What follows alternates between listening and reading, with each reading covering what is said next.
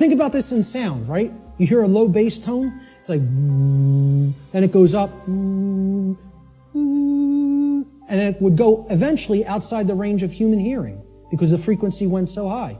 Same concept here. The higher the frequency, the higher the perception of reality, the quality of the perception is going to be. The concept to keep in mind here is perception is not reality. It's the filter we see reality through. Down here is the reptilian brain. It's comprised of the brain stem right here, and this part of the brain is called the cerebellum. These two components together essentially comprise the R complex. The R complex is the lowest consciousness part of the brain. We don't do any thinking with this part of the brain. It's the reactive part of the brain. It reacts to stimulus. It's the stimulus response mechanism. In this middle part of the brain, these are all the different glands like the hypothalamus, the thalamus, the pituitary and pineal glands, etc., that comprise the midbrain or the limbic system. All human emotions are facilitated, are made possible by this part of the brain. The neocortex is the outer casing, basically, of the telencephalon, the higher brain. What you have to understand about the telencephalon, or the hemispheres of the brain, is that they're, first of all, bilaterally symmetrical, and they generally control different functions of thought. But in general, the left hemisphere of the brain is what governs logic, analytical thought, and scientific and mathematical thinking, and also linear thought processes. The right side of the brain, the right hemisphere, governs or generally facilitates and makes possible human creativity, all the emotional dynamics of the human being, holistic thought, being able to see the big picture thinking, pattern recognition, and then things like compassion, nurturing, care. Now, if this left part of the brain becomes chronically dominant, the masculine part of the brain, and I'm putting these symbols here, this is an ancient archetypal symbol called the blade. It's a simple upward pointing triangle. And this downward pointing triangle is another ancient archetypal symbol that was referred to in the ancient world as the chalice, the cup, etc. Okay?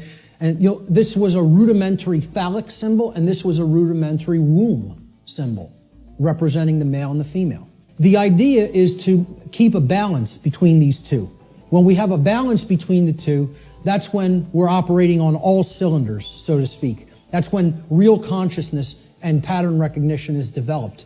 And that's when real morality and ethical considerations are also created within the personality, within the being. People have equated intelligence with intellect, especially in the Western society.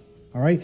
Intellect is not intelligence. Intelligence comprises more than intellect. Intellect is left brain understanding.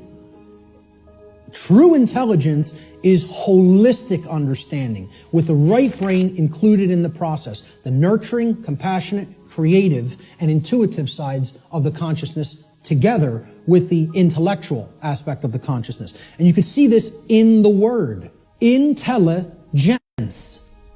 Right? Intella is where intellect comes from.